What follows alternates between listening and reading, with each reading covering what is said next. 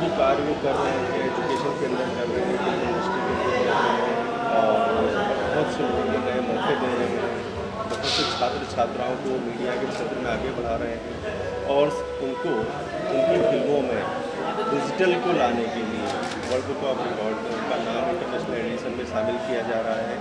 और लंदन से Virendra Sharma ji, member of parliament, lord Rami Ranger ji, उन सब की तरफ से सैल्यूट प्रदान करने के लिए आज मैं मुंबई आया हूँ, और यहाँ पर अभी हम सुभाष घई जी को सैल्यूट प्रदान कर रहे हैं।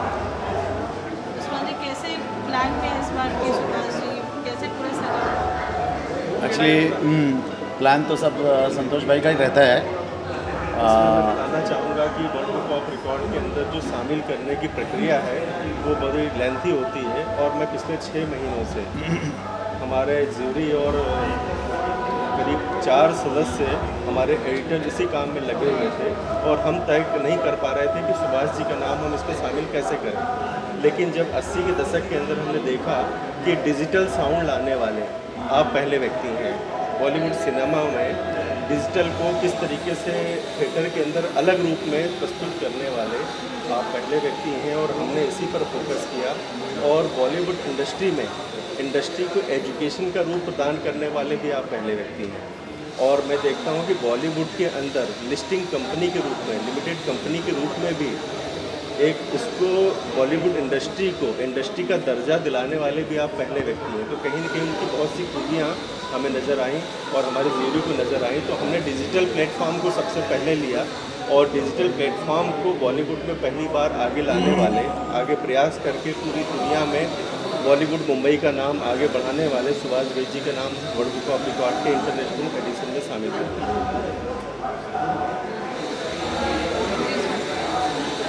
एक्चुअली क्या है कि काफ़ी टाइम से कुछ हम लोग प्लान कर रहे थे सुभाष जी के लिए, लेकिन जैसे कि बोलते हैं कि डॉन को पकड़ना मुश्किल ही नहीं नामुमकिन है, तो सुभाष जी को भी सुभाष जी बॉलीवुड के एक ऐसे व्यक्ति हैं, इस लेवल के डायरेक्टर हैं कि उनको पकड़ना बहुत डिफ़िकल्ट हो रहा था। लेकिन जब हमने उनको एक बार लेटर दिया और फिर पर्सनली एक बार फ़ोन किया कि भाई आपको world book of record London से जो है ना आपको सम्मानित किया जा रहा है, और आपका नाम London world book of record में आपका दर्ज हुआ है, तो उन्होंने बोले कि ठीक है, आप मुझे एक काम कीजिए, फिल्म सिटी में आकर दीजिए। तो फिर मैं फिल्म सिटी आया, और मैंने उससे पहले संतोष जी को बोला कि भाई ऐसी ऐसी बात है।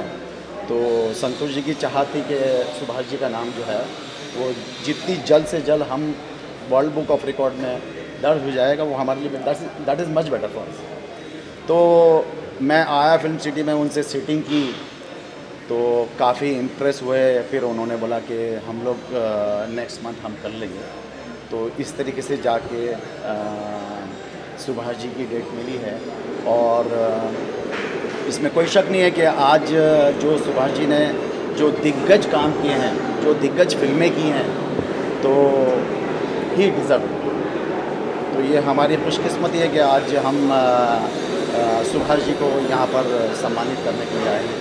और संतोष भाई actually he was in London, तो 7 तारीख को वहाँ से लंदन से आए हैं सिर्फ सुभाष जी के लिए। तो देखते हैं, अभी सब सारी चीज़ें सब ठीक ठाक हो जाएंगी। तो यही है। की बात की जाए तो कौन सा आप एक सब्जेक्ट काफ़ी अभी रिक्रिएट कर रहे हैं, रीमेक कर रहे हैं, कौन सी वो फिल्में रहेंगी सुभाष जी के जो आप strongly you also into education, what would you recommend and suggest? हाँ, जब भी अगर मैं पुरानी फिल्मों की बात करूँ तो सभी उन्होंने 19 फिल्मों में से 14 फिल्में जो सबके नज़र में हैं और सभी उनको जानते हैं। लेकिन वाइट की बात करूँ तो वो भी अपने आप में एक अलग फिल्म बनी है। लेकिन अगर हम म्यूज़िक के क्षेत्र में बात करें तो कर्ज या हीरो या सौदागर की बात करें, आप दिलीप कुमार जी को और राजकुमार जी को एक साथ लाने वाले वही व्यक्ति हैं जो एक प्लेटफॉर्म पर वो ला सकते थे। और उनकी सरलता, मैंने तो उनको यूट्यूब में उनके बहुत से स्पीचेस देखी, और उनका जो चंदा मामा या उनको कहानियों का जो उनका प्रेम है वो कहीं ना कहीं उनको एक बच्चा बना के रखता है, और वो हम सबको इम्प्रेस करता है। और यही कारण है कि हम सब उनके प्रति जब उनकी बातें सुनते हैं, सुभाष घई जी को आप सब भी सुनते होंगे, तो ऐसा लगता है वो कहानी सुना रहे हैं। तो वो अपनी बातों को कहानी के रूप में ही सामने लाते हैं, और कहानी के अंदर ही उन्होंने इतने अच्छे काम कर दिए हैं कि आज की जनरेशन भी उनकी म्यूज़िक को, उनकी फिल्मों को आज भी याद करती है। Sir ji, as a music composer, आपसे म्यूजिक की बात करें तो सुभाष जी का कौन सा कोई गाना है जो you would like to recreate? Actually मैं कौन सा गाना नहीं है जो उनका, मुझे क्या पूरे वर्ल्ड को नहीं पसंद है। आज कोई भी फिल्म ले लो, उनके गाने, उनका डायरेक्शन, उनकी स्टोरी, तो वो एक अलग ही अपने आप में एक मकाम है और एक अलग मकाम बनाया है उन्होंने। और हाँ, एक चीज़ और बोलना चाहता हूँ, जब मैं फिल्म सिटी में आया तो सुभाष जी से मैंने बोला कि sir world book of record London में आपका नाम दर्ज हुआ है। तो ही सेड, बोले कि भाई आपका वर्ल्ड बुक ऑफ रिकॉर्ड, आप प्रेसिडेंट हैं, तो आपने मैंने क्या रिकॉर्ड बनाया है। मैं बोला सर ये सबसे बड़ा रिकॉर्ड है कि आपने मतलब जितने भी डायरेक्टर हुए हैं उस टाइम के, उन सबसे ज़्यादा जो है ना सिल्वर जुबली हुई है उनकी फिल्में, तो ये अपने आप में एक रिकॉर्ड है। और सबसे ज़्यादा हिट हुई हैं, सबसे ज़्यादा सिल्वर जुबली हुई हैं।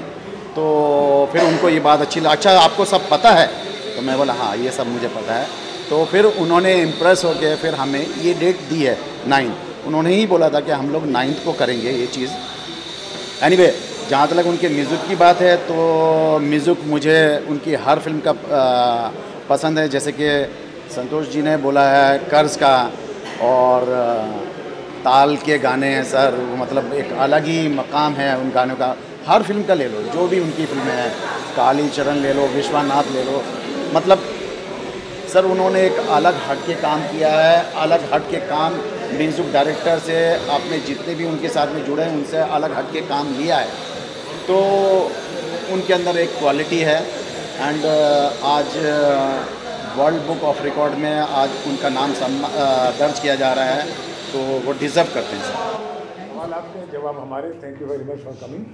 हाँ जी, हुक्म कीजिए। Subhash sir, as well as Himesh sir, आपसे जानना चाहेंगे आज के इवेंट के बारे में। Specially we came to know many more ideas, many more things nowadays, specially with the music background we go through.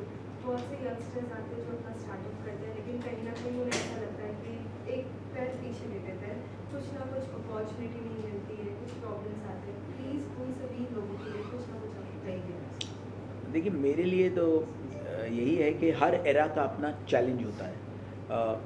अगर हम ग्रेट से ग्रेट आर्टिस्टों की बात करें तो उस एरा का चैलेंज उन्होंने फेस किया है और आगे बढ़े हैं। इस एरा का जो चैलेंज है एक म्यूज़िक आर्टिस्ट के लिए वो है कि बहुत सारे लोग इस वक्त इंडस्ट्री में आ रहे हैं और म्यूज़िक रियलिटी शोज़ के ज़रिए आ चुके हैं या सोशल मीडिया के ज़रिए आ चुके हैं और अपने गाने आप अपलोड कर रहे हैं।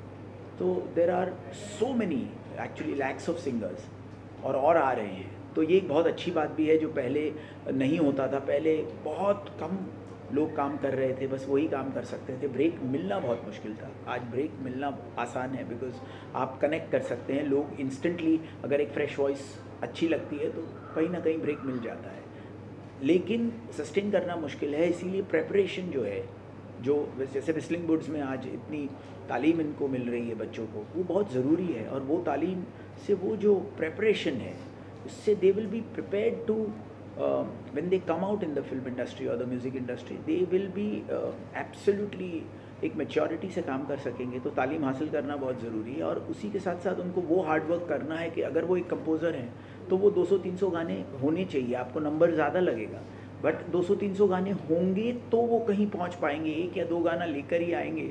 तो अभी उनके पास उतने प्रोड्यूसर, डायरेक्टर, सिचुएशंस, वो चीज़ें नहीं होंगी। उनको अपने लिए म्यूज़िक बनाना है। अगर वो सिंगर है तो ही कांट कीप वेटिंग कि मुझे कोई कंपोज़र आएगा जो मुझे गवाएगा। ऐसा होता है, वो कुछ के साथ होता है, लेकिन इतने लोग हैं, भीड़ ज़्यादा है, तो उसकी वजह से अगर मैं एज अ सिंगर मेरे नेज़ल टोनल क्वालिटी और अनकन्वेंशनल वॉइस के लिए सोचता कि कोई कंपोज़र ये गाने मुझे दे, तो वो कब बनाता और कब कैसे सोचता. तो Himesh Reshammiya the composer supported Himesh Reshammiya the singer, and so I am here in front of you.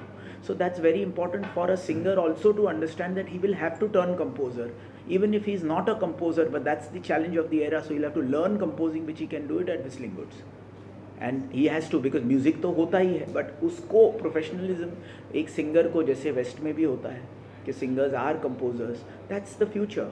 तो मेहनत challenge अलग है म्यूज़िक आर्टिस्ट के लिए, and I think सब आर्टिस्टों को ये तालीम हासिल करनी पड़ेगी.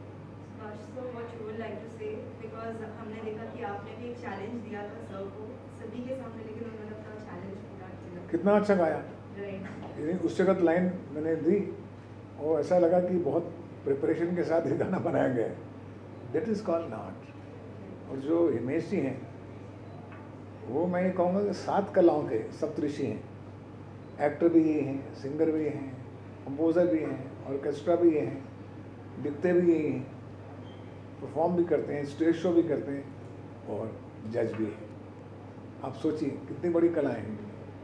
आज तो बच्चे इतने खुश हो गए हमारे विस्लिंग वुड्स में, खासकर म्यूजिक स्कूल वाले, जब इन्होंने अपने हाथ से इनको सर्टिफिकेट दिया है, ट्रॉफी दी, जब उनके साथ गाया उन्होंने मिलकर. जो गाना उन्होंने बनाया है वो ये पता ही नहीं चलता कि इतनी मैच्योरिटी से बच्चों ने गाना बनाया है. It's shocking. It's a very professional song. It's a beautiful song. मैं भारत हूँ ना, मैं भारत हूँ. What a song. सर साथ ही में आपके सॉन्ग का बात करूँ तो कईयों को नाचने में मजबूर कर दिया, तो कईयों का दिल भी छू लिया आपका सॉन्ग. साथ ही सर ने भी आपको कुछ लाइंस बताए और आप 2 मिनट में वो गाना बना लिए. कहाँ से, मतलब कर कैसे लेते हो? नहीं, ये मेरे पिताजी की तालीम है. अगेन वही तालीम की जो बात होती है, एक कला होती है. जैसे आज यहाँ सारे बच्चे जो व्हिस्लिंग वुड्स में सीख रहे हैं, वो सीखना क्यों ज़रूरी है?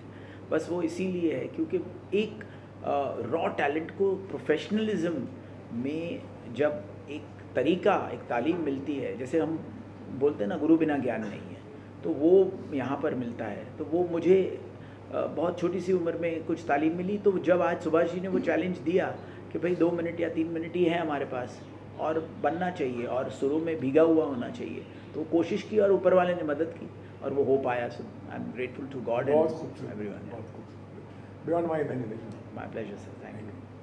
Thank you very much. अगर हम कोई भी फैंस देते हैं या कोई भी अगर ट्रोलिंग भी होती है तो उनका पॉइंट ऑफ व्यू है और किसी का पॉइंट ऑफ व्यू रिस्पेक्ट करना कोई इश्यू नहीं है. एंड एक आर्टिस्ट अगर एक सेलिब्रिटी है तो वो पॉइंट ऑफ व्यू का, जैसे आज मैं कोई बात कहूँ आप मुझसे एग्री करेंगे या नहीं करेंगे, बट वो एक तमीज़ के दायरे में हो तो वो ऑलवेज सबको वेलकम होता है. And that is the way I think जो समझदार लोग हैं वो डेफिनेटली उसी तरफ जा रहे हैं. एंड सोशल मीडिया में जो उसके फ़ायदे हैं वो कनेक्टिविटी है, बहुत सारे लोगों को ब्रेक्स मिल रहे हैं, उसकी वजह से जल्दी वो अपने काम में छोटी सी उम्र में आ सकते हैं. They can make their family proud. ये सब चीज़ों को बहुत अच्छी तरह सोशल मीडिया ने आगे लेके गए हैं और उसको पॉजिटिवली अगर हम यूज़ करें तो बहुत अच्छी बात है.